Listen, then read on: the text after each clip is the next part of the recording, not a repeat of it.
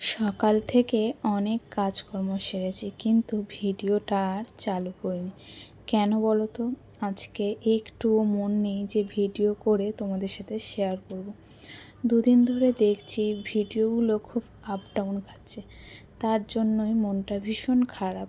কিন্তু এত কষ্ট করে ভিডিও করার পরে যদি আপ ডাউন যায় না, খুব খারাপ লাগে। তো যাই হোক, যখন রান্নাঘরে ঢুকি তখন তোমাদের সাথে কিছু না শেয়ার করব না, সেটা তো হতেই পারে না। কেন, আমার বন্ধুরা আমাকে এত ভালোবাসা দিয়েছে আমার রান্নার ভিডিওকে, তার জন্য ভাবলাম যাই শুরুই করি, যতটুকুনি পারি ততটুকুনি শেয়ার করব। তো সকালবেলায় বাজার থেকে বরমশাই অনেক রকমের মাছ নিয়ে এসছে, 2-3 দিনের মতন।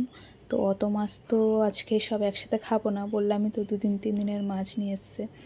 তো আজকে রান্না করব হচ্ছে বোয়াল মাছ, আর হচ্ছে মাছের মাথা দিয়ে লাউ ঘন্ট করব। তো বোয়াল মাছটাকে ভালো করে গরম জলে ধুয়ে একটু নুন হলুদ আর একটু আটা মাখিয়ে নিয়েছি। কেননা এই মাছগুলো তেলের উপরে দিলে ভীষণ তেল ছিটকায়। যতই ঢাকা দিয়ে ভাজি, তেল কিন্তু যখন মাছগুলো উল্টাতে যাব তখনও একটু তেল ছিটকানোর মতন থাকে। তার জন্য একটু আটা মাখিয়ে নিলে তেলটা ছিটকাবে না।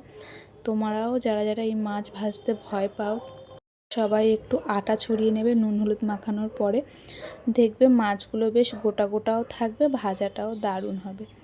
তো যাই হোক, আজকে হচ্ছে বৃহস্পতিবার, সকালে পুজোর দেওয়া টেওয়া বললামই তো, অনেক কাজ করা হয়ে গেছে, বাসি কাজ সারা গেছে, পুজো দেওয়া হয়ে গেছে।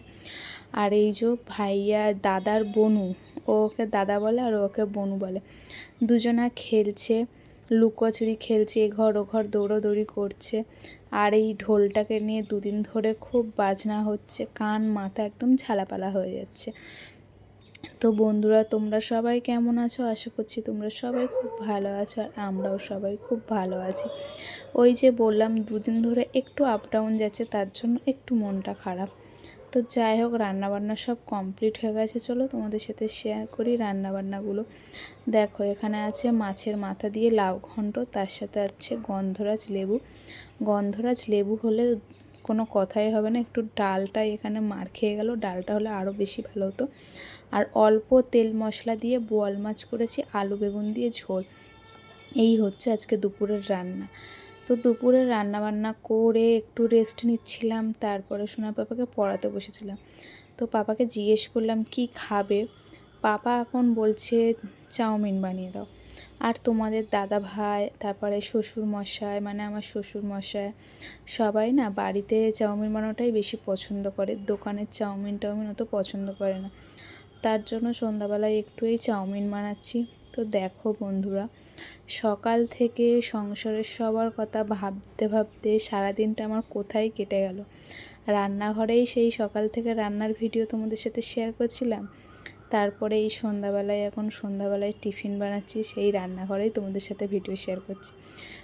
এই সংসারে আমার মেন জায়গা, আমার সব থেকে ভালোবাসার জায়গার, আমি ভালোবাসিও রান্নাঘরটাকে।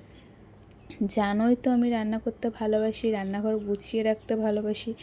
তার জন্য যদি আমার সারাদিন রান্নাঘরে থেকেও যায়, আমার কোনো অসুবিধা নেই। কেন, আমি রান্না করে সবাইকে খাওয়াতে ভালোবাসি। আমি রান্না করে আমার নিজের লোকদেরকে খাওয়াবো, ওরা যে খেয়ে ভালো বলবে, তাতেই আমার খাটনির ফল উঠে যাবে। তো যতই চাউমিন করি আর যাই করি, সন্ধ্যাবেলায় চাটা না হলে না ঠিক মানায় না। তার জন্য একধারে একটু চাও বসিয়ে দিয়েছি। আর চাউমিন হচ্ছে গাজর আলু একটু মটরশুঁটি পেঁয়াজ আর সামান্য একটু বাঁধাকপি দিয়েছি, দিয়ে হচ্ছে চাউমিন। একটু ম্যাগি মশলা ছিল 2 প্যাকেট, সেই 2 প্যাকেট ম্যাগি মশলাও দিয়ে দিয়েছি। সোনা পাপাকে যখন ম্যাগি খাওয়ানো হয়, খুব একটা মশলা দেওয়া হয় না, তার জন্যই ম্যাগি মশলাগুলো রেখে দিই, এরম টুকটাক কাজে লেগে যায়।